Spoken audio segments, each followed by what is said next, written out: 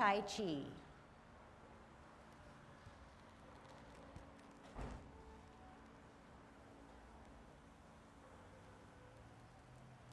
Everybody ready? Let's warm up. Hands at your waist, turn your neck. 1, 2, 3, 4. So you're turning your neck fully and you're kind of nodding it down as you get to your full extent. 7, 8, 9, 10. Stretch your neck, okay? I'm going to turn this way, but you keep your position. 1, 2, 3, 4, 5, 6, 7, 8, 9, 10. So I want to go over this one stretching of the neck.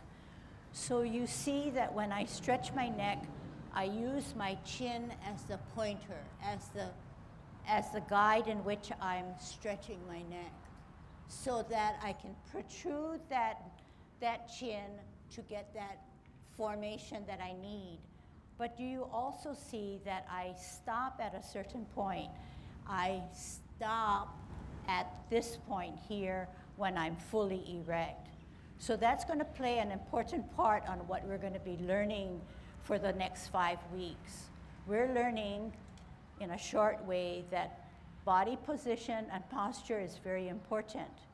We want to keep and line up our vertical danten or points of gravity in a vertical way straight. So in order to do that, our head has to be erect. It can't be tilted, it can't be to the side or in a forward or back position. So the main danten point is actually 2 inches below your navel. And it's an imaginary point in the center of your body. The other points are at on your head in the middle, coming through your chest, going through the 2 inches below your navel. And those points have to be lined up. So it's important, even from our warm-up exercise, that you keep that posture. So to do it incorrectly, and I'll just do it maybe one time, is to come out, swing back, which is not to be done, okay? Because you don't want to arch that back, but you want to keep the danten point straight, okay? So as we go along with these exercises, I'm going to try to slow myself down and try to give you a little bit more pointers on how to have a better posture, not just for Tai Chi, but learning about your body to be used in a practical way throughout all activities. Shoulders, okay? Shoulders now. Here we go. Ragdoll first, and then lift, turn. 2, 3, 4, 5, 6, 7, 8, 9, 10. Other way. 1, 2, 3, 4, 5, 6, 7, 8, 9, 10. Expand your chest. So start way in the center of your body and come out. 1, 2, 3, 4, 5, 6, 7, 8, 9, 10. So one of the best optimal positions for doing Tai Chi, which is favorable in our movements, is the turning of the hips and waist. All movements are generated by the mind first, and then the power of the hips and waist. When we talk about the hips and waist, or it's a unit, if the hips have to move, the waist have to move, and vice versa. In this particular exercise, We're going to interlock our fingers, and we're going to stretch them to the sky and closer to your ear. And then we're going to turn on our hips and waist. By turning on our hips and waist, we're using that Danten points, which if you connect it, will be called our axle. On this axle, we're going to be able to spin either way when we do this exercise.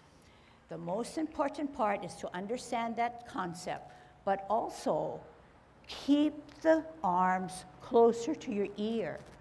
Why? Okay, now this is not keeping my arms closer to my ear, right?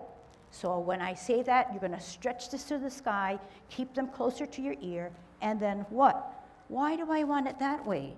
Because it's a hip-waist exercise that forces you to only use your hips and waist and not the leverage of your arms, okay? But there's another component to it. You're not just turning, you're trying to peek at the opposite heel.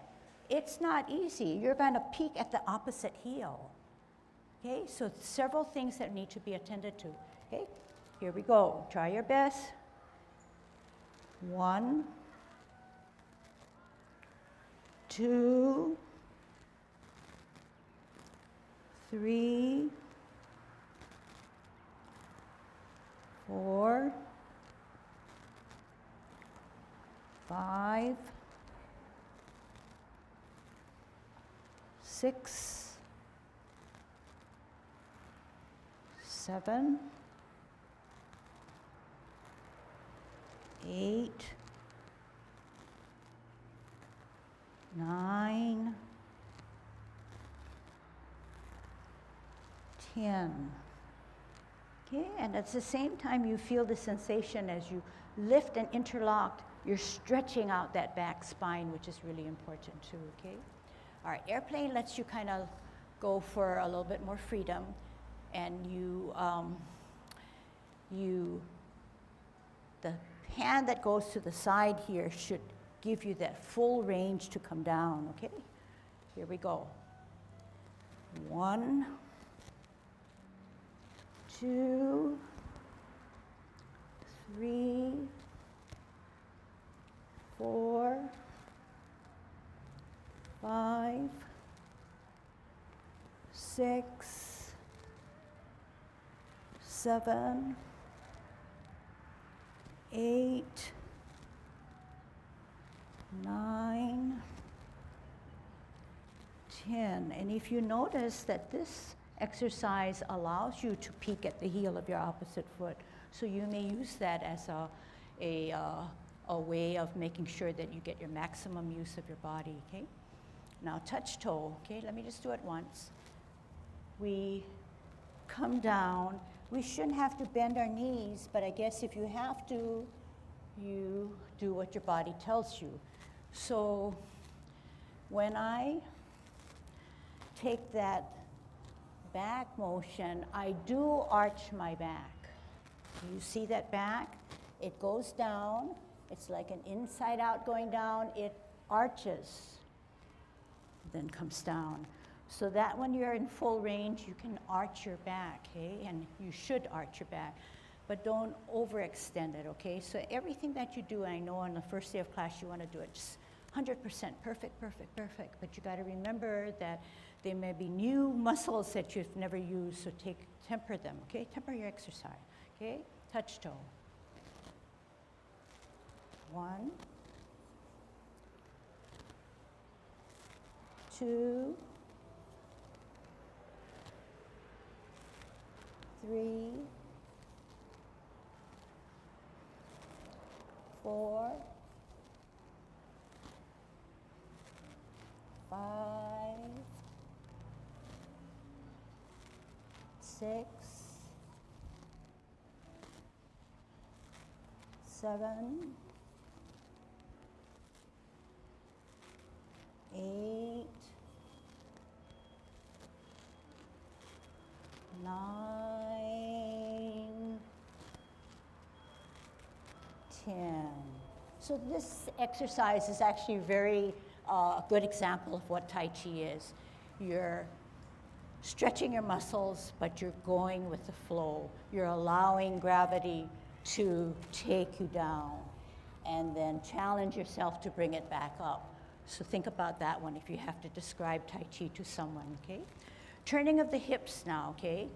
Hands at your waist, and you notice that I never do my turning of my hips with my feet close in. I always spread them apart, so otherwise you wouldn't get your full range of turning. And you just swivel around like this, and this, the more you can get efficient with this exercise, the better you can probably do your Tai Chi movements. Okay, going to the right, yat, ni, sam, se, look, chat, bat, gao, sup. Other side, yat, ni, sam, se, look, chat, bat, gao, sup. So next one is kicking your foot. And we usually say stand on your left foot first to kick your right. So here again, we're incorporating Tai Chi principle. So what's a big deal? Why do we have to incorporate a principle right here?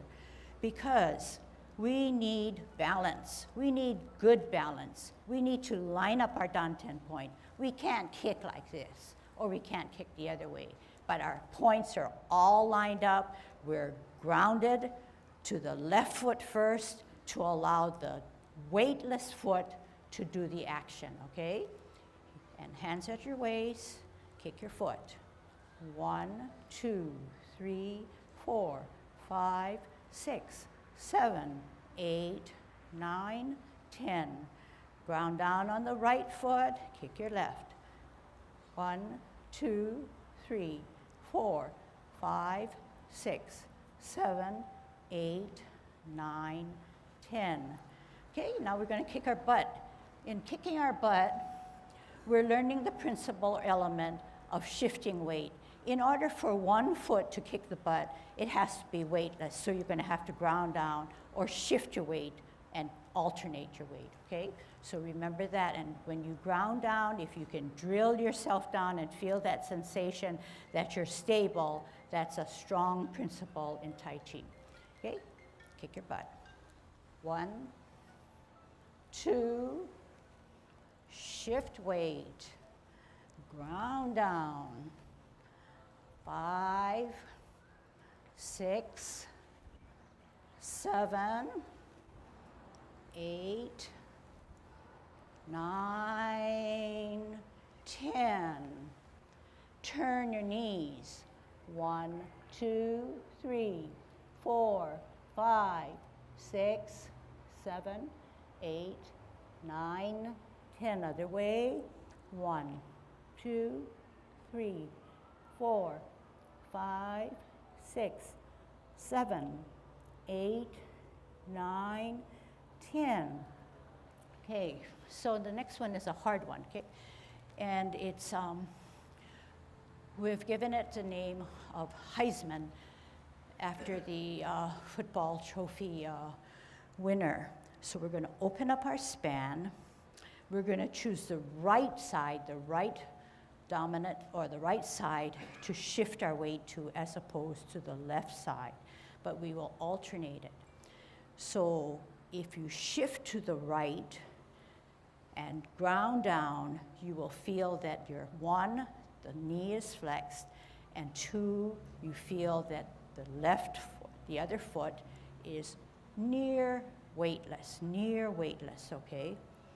And what we're gonna do is we're going to cross, right hand this time always on the outside, and we're going to sit down on that right knee. Sit down, but keep our danten points straight up rather than tilted, okay? So I'm going to let go some of that energy, and you're going to do it with me. Cross and hold for 10 counts. 1, 2, 3, 4, 5, 6, 7, 8, 9, 10. Shift your weight. 1, 2, 3, 4, 5, 6, 7, 8, 9, 10. Okay, straight up. 1, 2, 3, 4, 5. Other side. 1, 2, 3, 4, 5. So another element is counterbalancing. Counterbalance because we're able to keep our dantian points centered, but we're also giving more stability when we counter our movement rather than not counter our movement. We get more balance on a counter movement. So when we do a golden cockerel, which is in all forms of the Yang style Tai Chi, we're going to have to do it so that we allow for some counterbalancing. To be a golden cockerel, you have to know how to shift your weight and drill yourself down. But that's not all. You're going to have to shift your weight and do it in a counterbalance way. So when we counterbalance in a golden cockerel, if you could just bear with me, is we shift our weight and one hand goes up and one hand goes down. This is the counterbalance. We also are shifting our weight, drilling down on the opposite foot now, spiraling up and counterbalancing by pushing down, pulling up. Beyond that, okay, because these elements are all connected, we can't leave out the reason why we need to spiral. Okay, so spirals are usually just circles or rounded movements, continuously either going up or going down or on the side, going sideways. So the spiral now occurs when we push down as always as we push up. There are two spirals going on. There's a spiral that's here, there's a spiral that comes up, okay? If you can follow and you can see that the spiral doesn't occur down here, doesn't occur on the down, it's not shallow, okay? To get the most out of your movement, because it's a hand and foot or top and bottom movement, we're going to have to make the best use of your body. So the spiral from the top starts high and pushes down a greater length. If you didn't understand that premise and you started the spiral down here, there would be hardly any movement to keep you balanced on the downstroke. So what we want to do it with me, any hand, you want to come down slightly, then start the spiral, then push that energy down to the side of your body. Okay, do it again. Start higher, spiral, push down so that it ends up to the side of your hip. Okay, so do it again. A little faster, down. It seems like just a hand motion, which is easy. It is now because it's just a drill, but you know that it'll help us. Remember that you end up here rather than here, okay? So now we're gonna make it a little easier.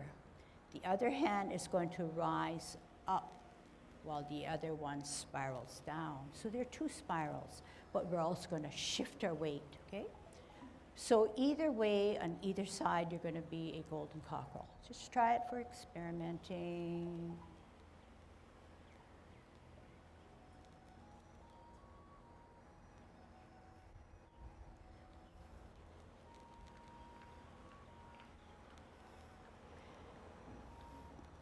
And you see that the higher you want your foot to come up, you're using your front or forward hand to rise at the same time your foot is rising. So Tai Chi is synchronized.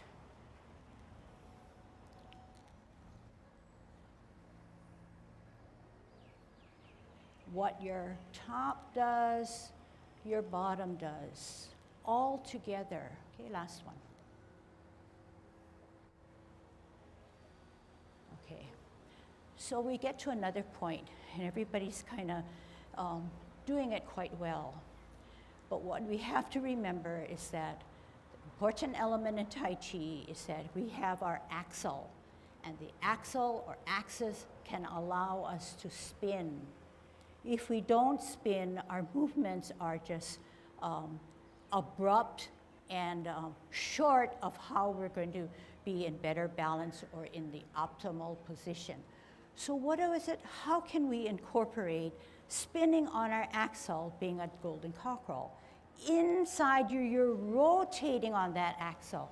You're not just favoring the side that's coming grounded, but you're spinning. Okay, you're spinning, and only you can realize or have the power to do that spin. So it's not just straight up, spiral nicely, but it's also spinning. And what we can view outwardly is, yes, we're gravitating to one side, but we're also feeling that sensation within you that you're turning or rotating on your axle. So then now can we do maybe 2 sets of incorporating spinning on your axle besides counterbalancing to get your spirals in, okay? Here we go.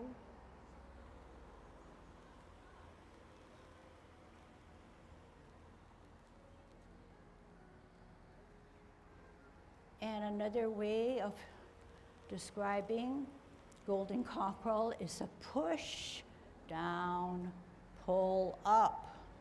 So when you do this, you can think about those nice words, last one, okay? So you can stay here and you can say, this is my optimal position. I've rotated on my axle, I'm centered. I have my front hand towards the center of my body at the right height and the right level as I push down. And that's what the term optimal position is. You've used your body in the best way that you know how that obeys gravity, and probably the safest position you can be in. So safe in that you're totally balanced, but also for Tai Chi being a martial arts discipline, we are in the best fighting position. We're balanced, and so we can allow for strength and power to ward off our opponent, so to speak, okay? So remember all of those things. So now what I want to do is continue all the time for the next month, for this month, to try to reinforce what I've just kind of started to do. But what I want to do is go through some of the movements with you and show you how 4 elements are always incorporated. The 4 elements are this. The top one being our focus. If we're thinking about something that we need to do and post a deadline and still do Tai Chi, it's counterintuitive. You don't need to do that, okay? You come into Tai Chi to focus on Tai Chi. So you let everything on the outside just kind of dissipate for a while. So the mind is the strongest power that you have. If you're focused, you can probably carry out whatever you want to do, and you will not be distracted. So with that power now comes many elements, and what I've done is bundled up 3 or 4 for our lesson. So first one I want to teach you is shifting of weight. So as we stand here in a vertical, advantageous, gravitational position, we now can shift our weight. So if we say shift our weight, what do? Do we just come up like this and come up like this? No, in Tai Chi practicing, we gradually take off 50% in gradations, 40, 30, 20, 10, and 0, and then we allow it. At the same time we're taking off percentages here, we're gaining 60, 70, 80, 90, 100. So how does this help us? This helps us because 1, we're thinking through, 2, we're trying to alleviate all the weight off of the one foot that would only allow us to make that movement. If there is some weight left in the foot that needs to be moved, you're going to be shuffling and probably stumbling because you don't know which is the grounded foot. So the premise in Tai Chi is always to feel that you're stable on one foot. And when you're stable on one foot, you cannot just stand erect. You have to give it the weight that it's taking from the other foot, okay? So it seems simple, but the goal in which this class is to be learned fully is to make what you hear and understand apply to yourself, okay? So that application then can be taken onto the feeling that you have, okay? No one can give you that feeling, but they can surely start the process, okay? So we're gonna stand here, and actually good Tai Chi posture is this way, closer in, but not tight in, okay? So remember that good Tai Chi posture is like a rag doll, but somewhere in between a soldier and a rag doll. One, the first thing that we need to do is we need to line up our danten points with our finger. All our points, our head is actually being strung up like a marionette or a puppet, where the string is straight through our skull and we're being dangled as that puppet. In that dangling formation, our shoulders drop. So keep them up and then drop them, and this is where you want to be. As a result, our middle finger is skimming the side seam of our pants, okay? With that in mind, keep it up straight like a soldier, drop it down. You found two other things happening.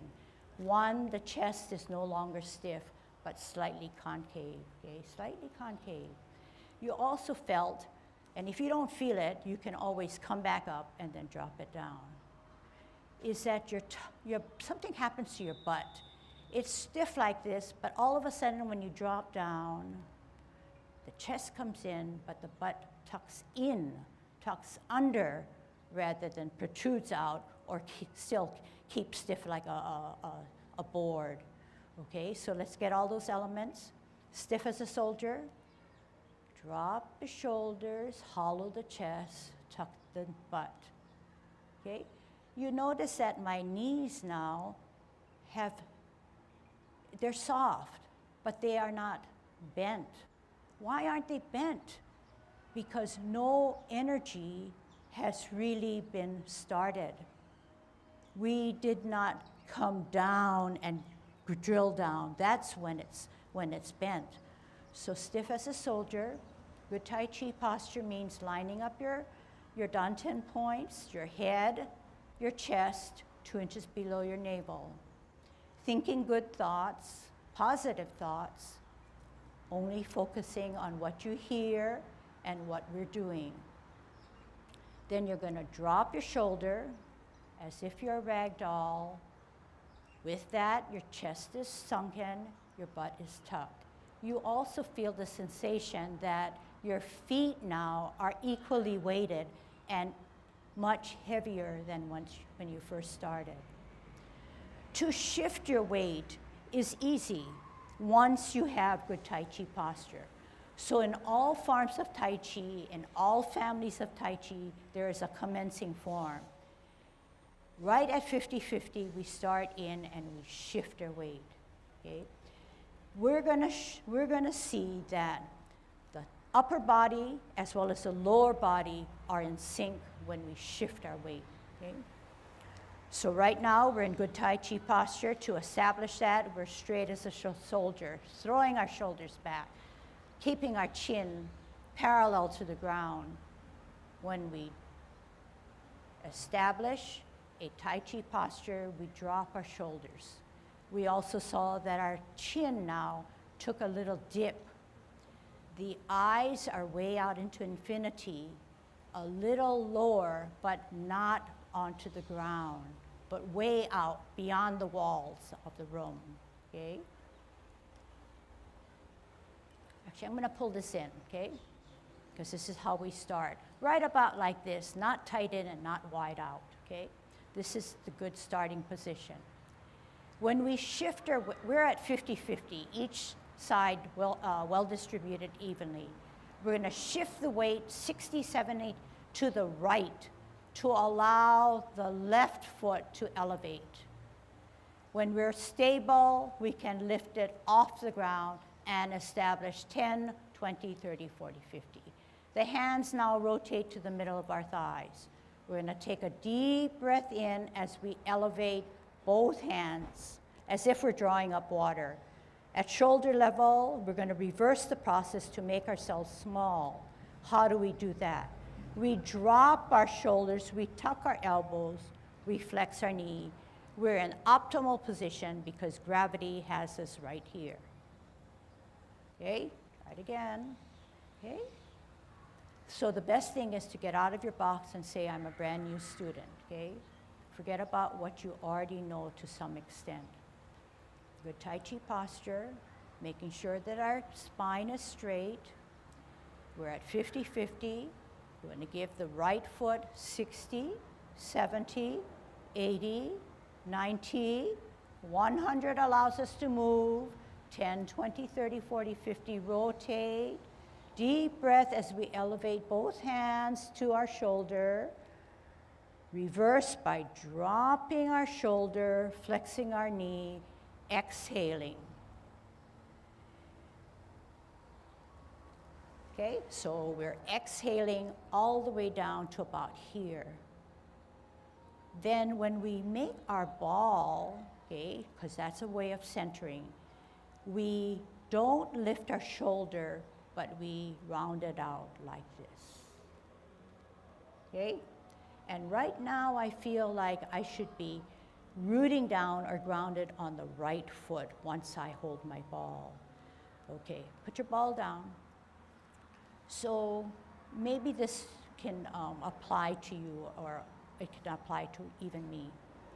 When I come down this way and I want to hold my ball, to show my ball, I do not raise this guy and tuck it here. This shoulder is not good Tai Chi position. It's not optimal. You already established that you're not a soldier, but you're a rag doll. So when you come down, you're establishing the level in which you're going to do Tai Chi. If I want to establish level, this hand that's going to be on the top is already giving me a marker. It's already giving me a marker. So say I forgot about that, I didn't know that. I would have to lift this guy up and raise this to find my level.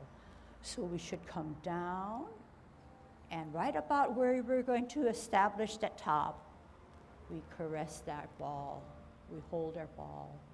So you notice that the ball now is not held like we would normally hold it, but we bring it in. We bring it in and encompass it through our arms, okay? So I'm gonna stand there and we're gonna do shifting of weight, holding our ball, and then we're talking about more shifting of weight, okay? Watching my time so that the last 10 to 15 minutes we can start to incorporate Yang 16 and try to get the principles in. And secondarily, the movements, okay? But applying primarily the principles that we've learned today, okay? All right, so we're stiff as a soldier, and we say we're going to do Tai Chi, so we're relaxed, and you're going to be in the opposite of what I'm doing. Commencing form. Right foot gets 60, 70, 80, 90, 100, open, 10, 20, 30, 40, 50, rotate, deep breath, shoulder level, exhale, drop shoulders, flex knees, hold your ball.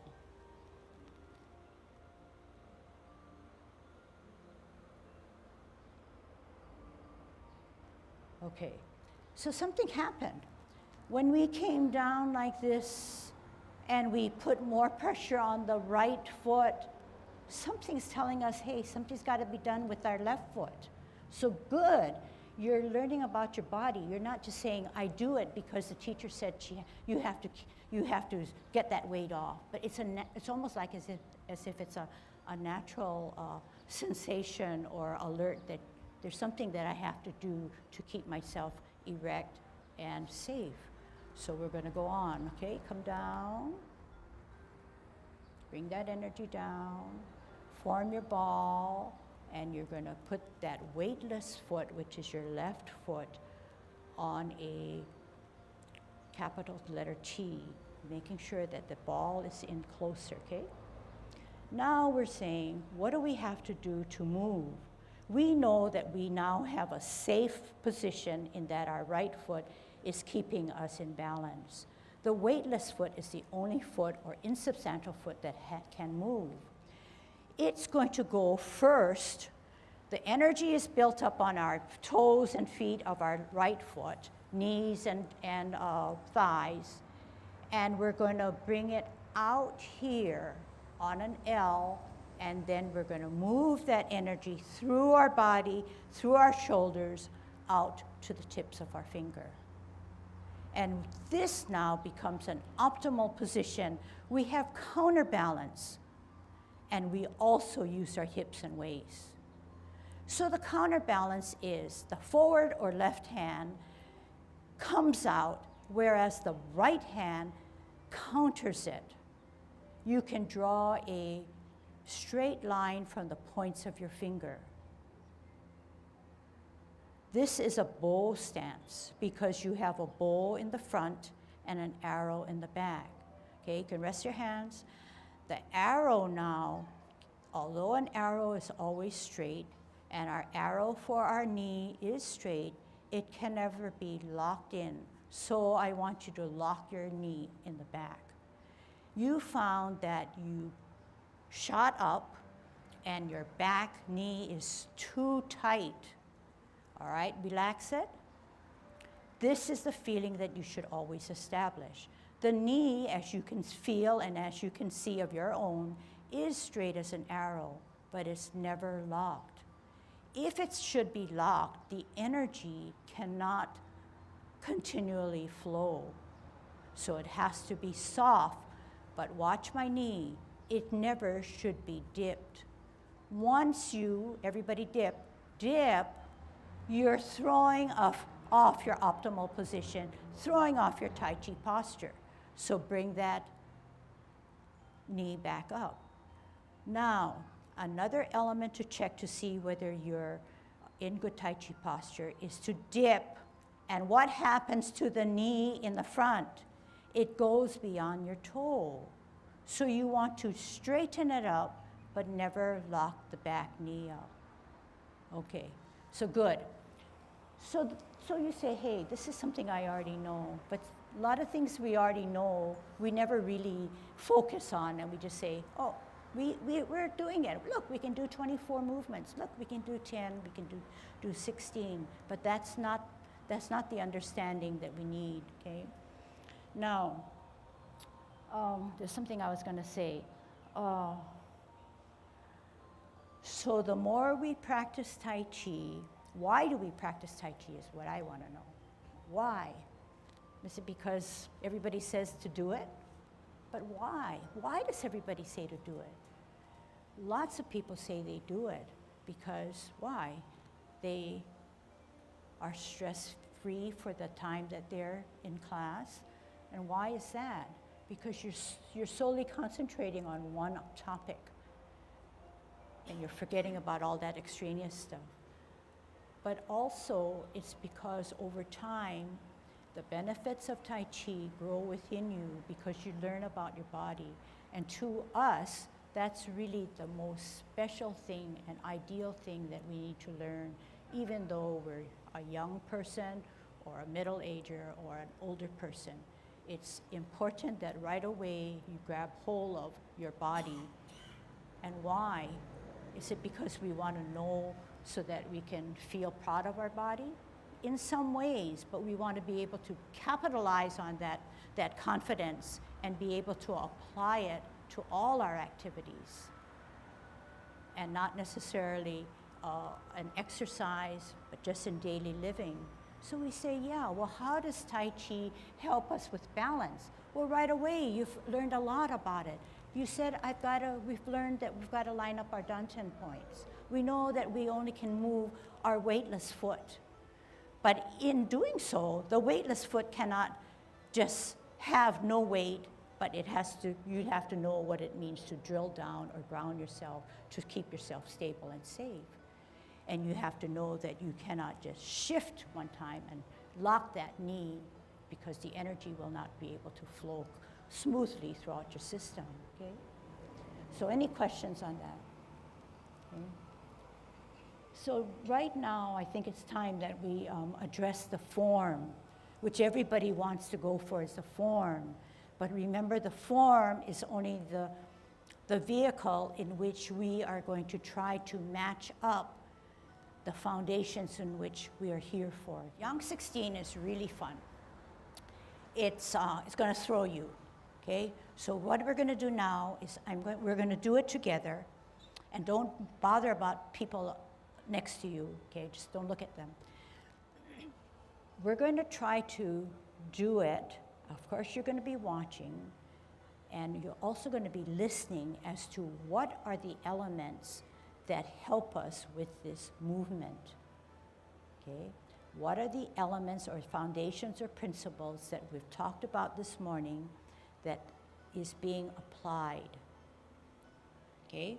So that's a kind of a tricky discipline type task, because you're going to have to pull your mind to really use your brain besides watching to try to follow the movement, okay?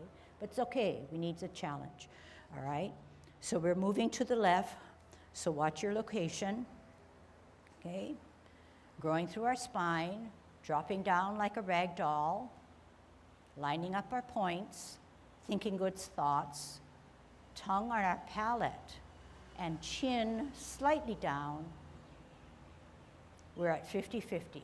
Commencing form, we're going to shift our left weight to our right, 60, 70, 80, 90, 100, open, 10, 20, 30, 40, 50, rotate to the side of to the front of your hip, your thigh, elevate both hands to your shoulder, take a deep breath. Drop your shoulders, flex your knees. Round your left hand to a ball on a T stance, bring it in. This you should feel a little relaxed because your shoulders are down. You're on a T stance with fully 90% on the right foot. You're going to step out, you're going to move your hands, you're going to split your hands to part the wild horse's mane by going up the mane of the horse in front of you. You're in good Tai Chi posture, making sure that the arrow in the back is not locked, making sure that the hands can be drawn tip to tip with a diagonal. Your knee is not beyond your toe on the front. You're going to shift your weight to the back and sit down. When you sit down, the back foot is flexed, the front foot is on its heel to give it all its weight, to create an insubstantial on the front. We're twisting out on our left or insubstantial heel. We're centering with a ball. We're coming out again with our right heel, and we're going to part the wild horse's mane for 2 times. Getting a good stretch, making sure the shoulders are dropped. We're taking a half step with our toe of our left or back foot, and we're going to hold the ball for better balance. We're going to spin the ball so that our left hand rises above our shoulder and we are able to watch it. At the same time, we're shifting our weight to our left foot. Here we go. Spin the ball, drop down on your heel, watch the left hand go up, then point out with your heel your right foot. Oh, sorry, right toe. This is white crane spreads its wings. So when right crane spreads its wings, we have a counterbalance. The left hand is up higher than our head. Our baby finger slices through the right shoulder blade, and our weight is on the left or back foot. Our right hand is now at the same position, away from our hips, holding yet another ball. Weight on the back. We're going to bisect, bring the top hand, drop the front foot to its heel, flatten it down, bisect, cut your body in half to the danten, swirl back as if you're going to brush your knee parallel and higher, and lift up the front foot, place it on its heel, set it up correctly, and here's your brushing of your knee or your magic, bow stance. We're going to do another one. Sit back on the back foot, pivot out to the right, shift your weight. This time we don't hold our ball, but we're in a big prime optimal position by having our parallel and higher hand. We're glancing at the back hand, multitasking to bring our heel down, our hand to our ear, hand down, turning our hips and waists to brush our knee. Optimal position.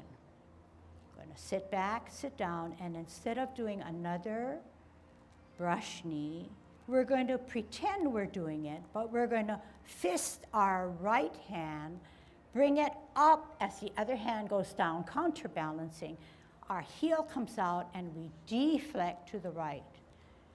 We bring it in and parry and come out to punch.